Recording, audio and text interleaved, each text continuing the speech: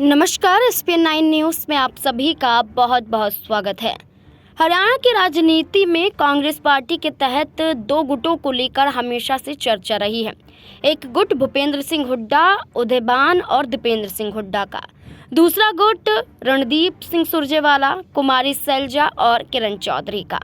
दो गुट तो थे, लेकिन अब इन्हीं दो गुटों के आधार पर देखा जाए तो कुमारी सैलजा और किरण चौधरी के बीच में जो रिश्ते थे वो कहीं ना कहीं विपरीत नजर आने लगे जब से किरण चौधरी भारतीय जनता पार्टी में जाकर शामिल हो गई।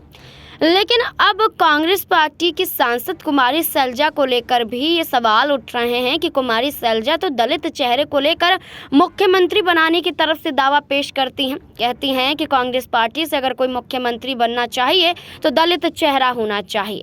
तो वहीं दूसरी तरफ ये भी कयास शुरू हो गए थे कि क्या कुमारी सैलजा अब कांग्रेस पार्टी को छोड़ने वाली है। इसी बीच किरण चौधरी का भी एक बड़ा बयान सामने आया है। आपको बता दें कि राज्यसभा सांसद किरण चौधरी अब इस पूरे मामले में अहम भूमिका निभाती हुई नजर आ रही हैं। इन तमाम चर्चाओं के बीच किरण चौधरी ने कहा, इस पर मैं किसी भी प्रकार की टिप्पणी नहीं कर सकती हूं। ये कुछ ऐसे विषय हैं जिनके बारे में मैं आपके सामने जिक्र नहीं कर सकती।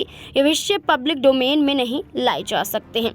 सैलजा को भाजपा में लाने के सवाल पर किरण चौधरी ने कहा, चर्चाएं चलती रहती हैं। मेरे सैलजा के साथ बहुत अच्छे संबंध हैं। हमने मिलकर कांग्रेस में काम किया, लेकिन हुड्डा ने पूरे सिस्टम को अपने कब्जे में ले लिया।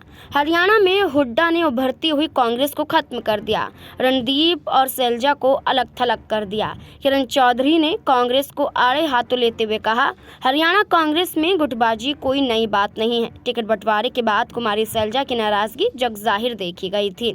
अब इस पूरे मामले पर कुमारी सैलजा की भी बात सामने आ रही है, जहां सीएम पद को लेकर कांग्रेस पार्टी में आपसी सहमति नहीं दिखाई दे रही है। इस बीच किरण चौधरी आगे कहती हैं कि सैलजा को लेकर जो टिप्पणी की गई है, महिला होने के नाते मुझे बहुत शर्म आई। बापू बेटा कांग्रेस के हर कद्दावर नेता का काम तमाम करने में लगे हैं। मेरे साथ भी ऐसा ही हुआ था, लेकिन मैं उन्हें मुंह तोड़ जवाब देकर आई हूँ। किरण चौधरी ने एक तरफ भूपेंद्र सिंह हुड्डा पर तो हमला किया, लेकिन कुमारी सैलजा के प्रति वो एक बड़ा संकेत देती हुई नजर आई कि वो भारतीय जनता पार्टी में नहीं आ सकती हैं। उन्होंने ये तक कह दिया कि वो इस बारे में कुछ नहीं कह पाएंगी, क्योंकि इस पूरे मामले पर कहना उचित नहीं होगा। कहीं ना कहीं किरण चौधरी के ये बयान कांग्रेस पार्टी के फेवर में भी नजर आए, क्योंकि कुमारी सैलजा के समर्थन में बोलती हुई दिखाई दी। अब सवाल कई खड़े होते हैं कि क्या इस आधार पर भारतीय जनता पार्टी चुनाव जीत पाएगी, और क्या इस आधार पर कांग्रेस पार्टी मुख्यमंत्री चेहरा आपसी सहमति से तय कर पाएगी।